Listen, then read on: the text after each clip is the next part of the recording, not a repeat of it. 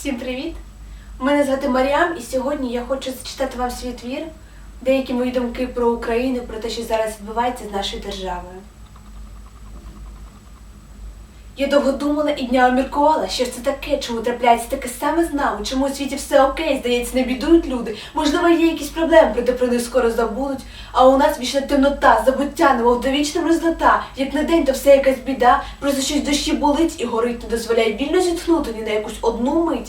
У нас, здається, вже свобода, та якось непомітно це. Чи то я така песимістка, чи то говорять все таке, нібито країна вмирає і нічого не врятує її. Але ж ми все робимо для цього. Куди ділася мова, де зараз руїни святі? Які руїни? Що таке святе? Навіщо мова? Так зручніше ж все.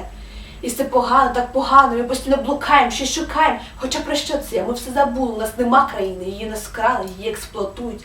І часу вже немає, і люди останні втрачають свободу думки, слова. Хіба не це нам обіцяли? Шукають щастя у Європі, а що ж тоді ми? Куди йдемо? Ким же весь цей час були? А так, нам вже не потрібно в НАТО, обійдемося, марна трата часу. Краще поговоримо про газ і відносини з Росією. Оце такий справжній клас. І йдуть за днями, люди розводять руками, що за чума, ми ж нікуди не рухаємося, тож робимо все, як скаже вона. І йдуть за днями, люди шукають винного. Хто це, де він, чи не глава країни? Та ні, з чого взяли, винного вже знайшли. Тепер сидить у в'язниці жінка та діти, а де інші? А вони сховалися, як щури, і чекають часу, або вилізти на світ і робити те, чого робити не слід. Ми терпимо, закрили очі, немов німі щось підні собі буркочем, але ж терпіння не вічне. Ми маємо силу, але в силу не віримо. Чи може забули про Бога, а Він усе бачить і допоможе. Тільки нам важко пробачити і забути про тих, хто країну ганьбить і до останнього каже, що все добре. Ось воно покращення, хіба не видно? Ми зустрічаємо євро, яке тут нікому не потрібне.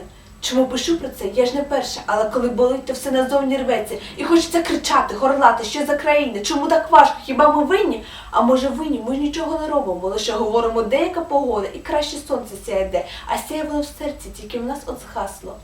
Мені гірко, що буде дітям, я ще сама дитина, лише 16, але мені страшно, що буде років через 20. Чи все зруйнується, чи буде нова країна, вибір наш, бо йде мова про нашу Україну. Ось і все. Дуже дякую за увагу. Якщо вам сподобалося, пишіть коментарі, ставте лайки, мені буде дуже приємно.